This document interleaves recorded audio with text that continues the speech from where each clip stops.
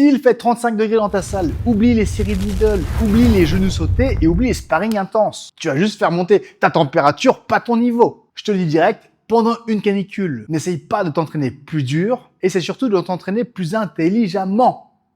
Donc aujourd'hui, je vais te montrer 4 exercices pour continuer de progresser pendant la canicule. Allez, c'est parti, on y va. Bim, premier exercice et je vais direct te surprendre. Un truc que tu n'as sûrement jamais vu en boxe thaï.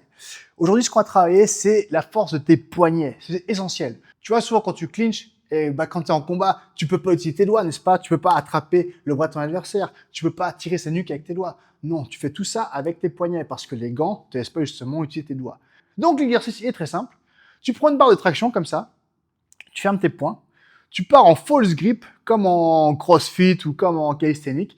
Et là, ton but, c'est de tenir le plus longtemps possible. On va partir en secondes. Hein. Tac, tu fais le maximum. Moi, je t'avoue, je suis pas très fort. Je fais ça entre 15 et 20 secondes. C'est déjà pas mal.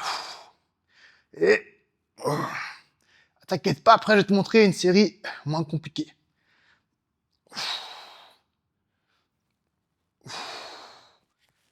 Et voilà.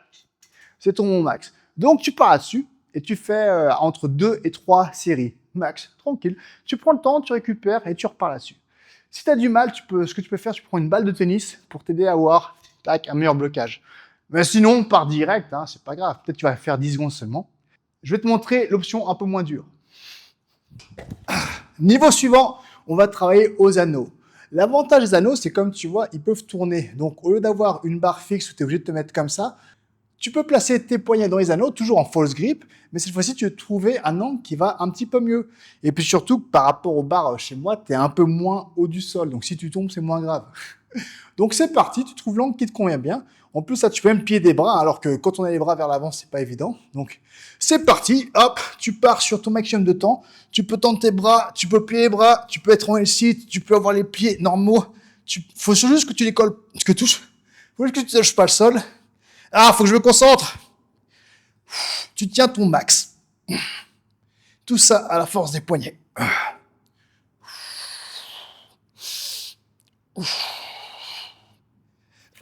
C'est tout pour moi.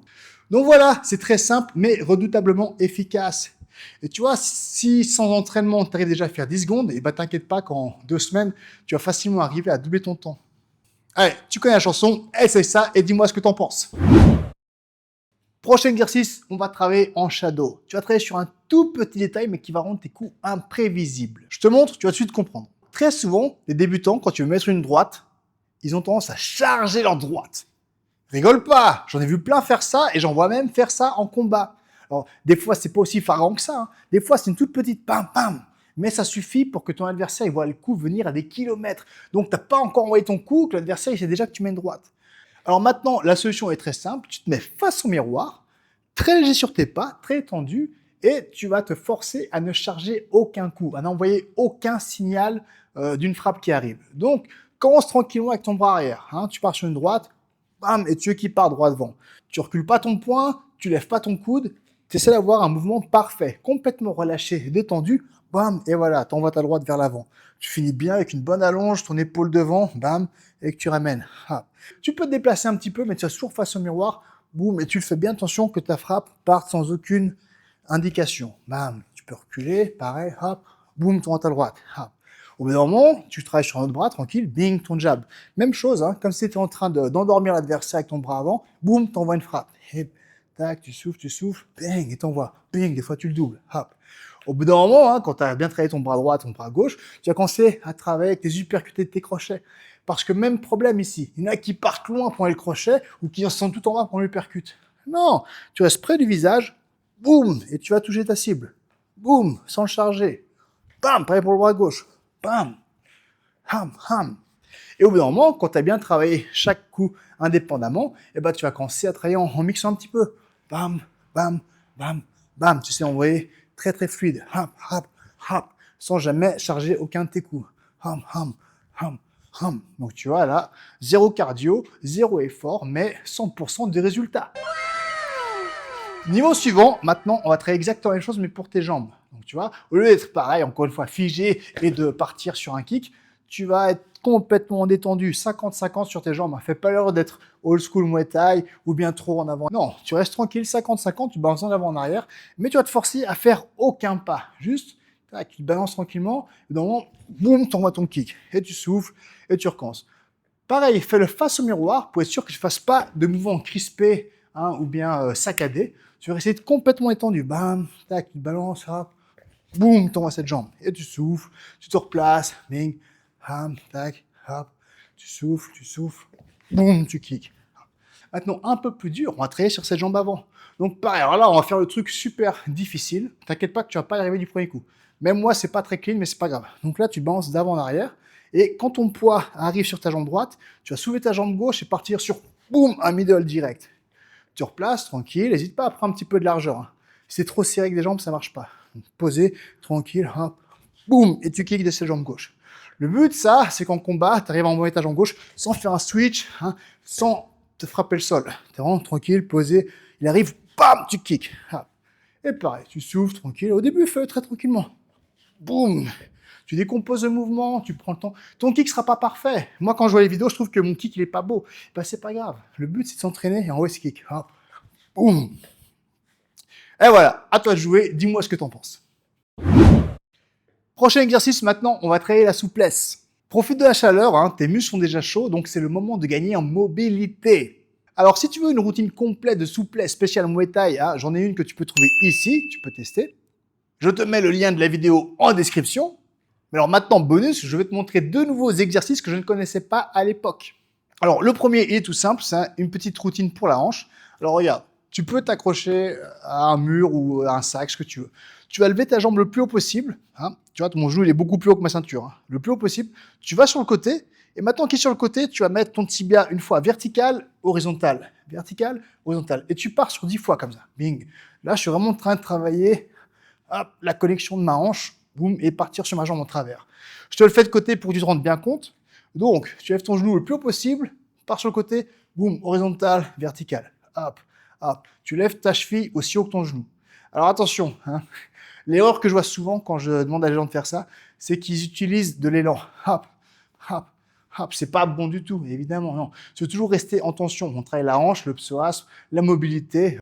Donc, tu vas faire tranquillement 10 fois à droite, 10 fois à gauche. On le fait ensemble. Hop. 1, 2, hop, hop,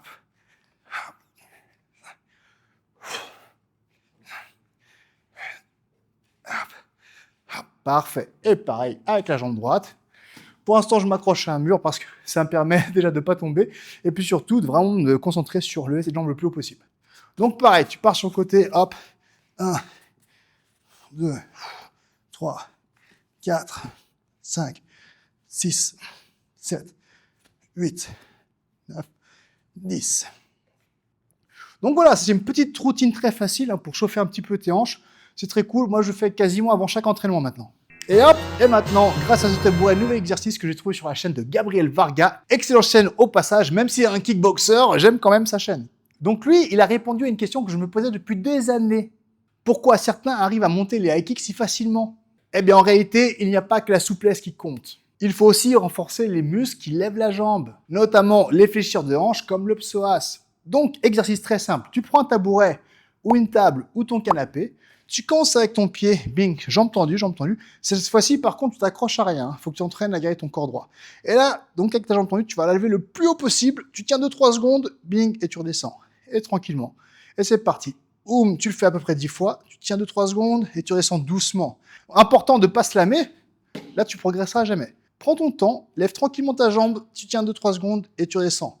Moi, je te jure que rien que le faire, ça me brûle un petit peu la fesse. Et tu sais qu'avant de découvrir cet exercice, je me suis rendu compte que j'étais même plus capable de monter la jambe horizontalement. Maintenant, j'ai gagné un petit peu plus de hauteur. Boum, tranquille. Et ce qui est magique avec cet exercice, c'est que tu peux le faire tous les jours. C'est très très bon. Bam. Tu vois, là, je suis pas très très haut, mais crois-moi qu'en sparring, ça m'a beaucoup aidé à pouvoir lever mes jambes. Donc tu fais 10 fois la jambe droite, 10 fois la jambe gauche. Peut-être que ta jambe gauche, ça va même mieux, on ne sait pas. Donc parfait. Hop, tu lèves, tu tiens un petit peu, tu redescends doucement. Tu peux même t'entraîner à tenir ta garde. Boum, tu lèves cette jambe, tu redescends tranquille. Bam. Tu lèves, tu tiens, tu redescends tranquille. Ça, franchement, tu peux le faire une dizaine de fois, plusieurs sets. Tu peux le faire tous les jours, c'est parfait. Hop. Et hop.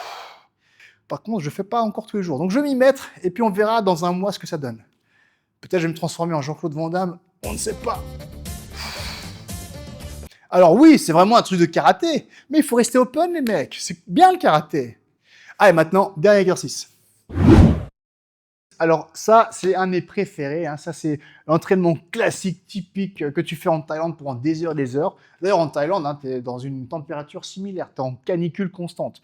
Donc, ce qui est très bien avec cet exercice, c'est que tu vas travailler tout sauf son cardio. Tu vas travailler ton timing, ta distance, ton allonge, ta précision, et ça, c'est super important. Donc, tu n'es même pas obligé de le faire avec pleine puissance. Ce que tu vas faire, c'est classique. Avec ta jambe avant, tu envoies ton front, boum, le sac revient, et un middle. Et c'est ça, c'est aussi simple que ça. Tu n'es pas obligé de le faire non-stop, tu peux souffler, c'est ça que je vais lancer, boum, il revient, boum, et un middle. Et le but, ça, c'est vraiment de simuler un adversaire qui te fonce dessus, la distance. Parce que, encore une fois, j'ai déjà répété dans le passé, mais bon, je commence à radoter maintenant. Donc, si tu envoies ton kick trop tard, bing, tu chopes dans la cuisse. Si tu envoies ton kick trop tôt, tu risques de rater le sac ou de toucher avec l'orteil, tu vas te faire mal. Donc non, là, ton but, c'est d'arriver à shooter parfaitement avec ton tibia.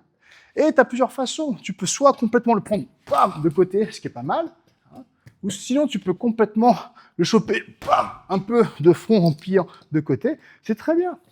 Et bien sûr, une variante classique de ça, c'est aussi d'envoyer un genou, boum. Ce qui est toujours important dans cet exercice, c'est que tu vas jamais foncer sur le sac pour le frapper. C'est le sac qui vient à toi, tu vas pas vers le sac. Tu le pousses, il revient, boum, et tu shootes. Tu te replaces, bing, hop. Tu le pousses, il revient, bam, middle vers l'avant, boum, un middle pour stopper. Tac, tu le pousses, il revient, bam, un genou. Ah. Ça, c'est parfait. Tu peux en faire toute la journée, tu peux en faire 1 heure complète, tu peux en faire 2 heures non-stop. Tu souffles, tu te replaces, timing, distance. On adore. Et oublie pas, hein, la précision fatigue beaucoup moins que la puissance. Et pourtant, elle fait énormément progresser. La canicule n'est pas une excuse pour arrêter de progresser. Elle t'oblige simplement à travailler d'autres qualités, que tu oublies souvent de travailler tout au long de l'année d'ailleurs. Hein. Maintenant, quand les températures redescendront, tu seras techniquement meilleur que tous ceux qui sont restés sur leur canapé. Et si tu es là pour vraiment progresser en boxe thaï, eh bien n'oublie pas, abonne-toi. Non, pas pour me faire plaisir, tout simplement pour ne pas rester au même niveau dans 6 mois. Allez, maintenant à toi, va travailler cet exercice. Tiens, dis-moi par quel exercice tu vas commencer. C'est parti, tu connais, hein, tu connais la chanson, écris-moi en commentaire. Allez, ciao. Moi, je vais travailler mon false grip.